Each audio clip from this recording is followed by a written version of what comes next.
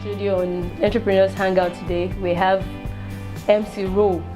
He's an MC. His full name is Timi Lawal. He's also a student. So it's actually a very big honor to have him here with us today. You are welcome. Thank you for coming. Thank you very much. The privilege is mine. All right. I'm sorry to start with this question anyways. Okay. The question is, being a student and then having the MC business that you do, how do you marry both together? How do you balance things out? Practically, the good thing is I have 24 hours in a day. Yeah. And I own the 24 hours apart from the privilege that God has given. So we just see how we can put that 24 hours into utility. That's the most important thing. Then as an entrepreneur, money must be made. So you just place your priorities. That's the reason for being an entrepreneur in the first place. Exactly. So you just do a scale of preference, priority at the time that it has to go. Wow, that sounds very cool. What does it take to be an MC? So many people are wondering. In fact, someone is trying to be an MC but doesn't know what he needs to do, doesn't know the kind of person he has to be one. So what does it entail? Firstly, I would say that there has to be an innate ability to be able to speak, to meet with people, but then there's more to that. Okay. And that is where the place of grooming comes in. All right. Having an innate ability is not enough because you also have to understand how the business works. Okay.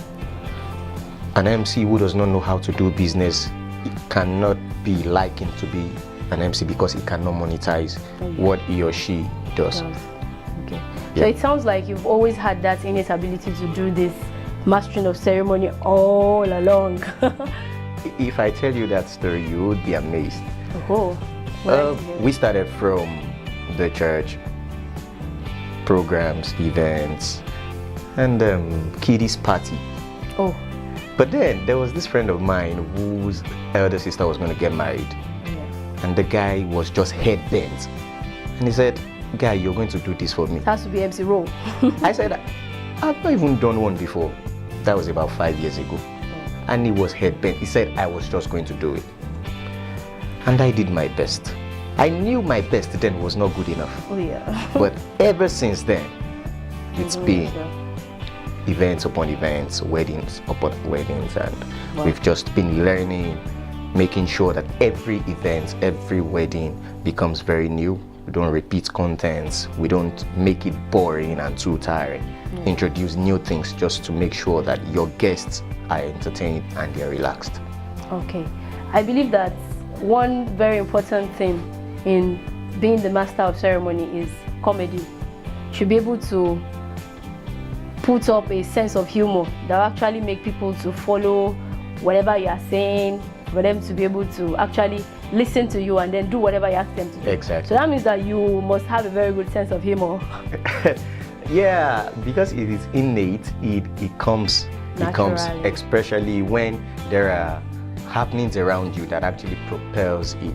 I remember this time I went to do a wedding, and after the cutting of the cake, we were supposed to do the first assignment where the groom feeds the bride and the bride feeds the groom. And it was so funny. You know, the groom picks up the cake and he wants to put it in his mouth so that he can actually give the bride to share from. Mistakenly, the guy swallowed it. He did that for about 3 times. Wow. In the name of, he wanted to cut, then put, but he just discovers that it's too small. Yeah. Then he throws it in his mouth. Then he picks another one. You're cracking my ribs right now. You understand? So most times, what brings out the humor is what happens around your immediate environment. There are times that you have actually worked yourself up to put some materials together, but you just discover that the event you're going for does not really work with that particular material. You don't expect that you're in a political setting and you're talking about things that are not related, because that's the only way they can relate to it. You have to always make your humor come from things that your audience can relate with. Okay. So actually, I was about saying that you should give us some skits or something funny rather, but you actually pulled it off right now. No, that was a true life story. You know, most times stand-up comedy, they imagine stuffs and all of that, but that happened real life. Okay, you want to hear a material? Yes, we really do want to. Everyone wants to. Or don't you? Okay, this is one of my best materials anyway. Way back secondary school. Yeah, I don't know if it's still going to make sense. The first thing is, whether you like it, whether you don't like it, you must laugh. Now, I practically ask myself, music ministers, whether secular, whether gospel, they say they sing and they just worship and they do, and a whole lot of people buy CDs, they go for shows and they charge so much. But there's this particular man I know. That guy is on his own. He charges not higher than 5,000 naira. 5,000 naira. That was how many years ago? Even up until now. Ah, okay. And he has about 15 to 20 band members. So how does he pay them? Now, I ask myself, how does he pay these guys? Do you know the kind of song they do? You just hear something like, and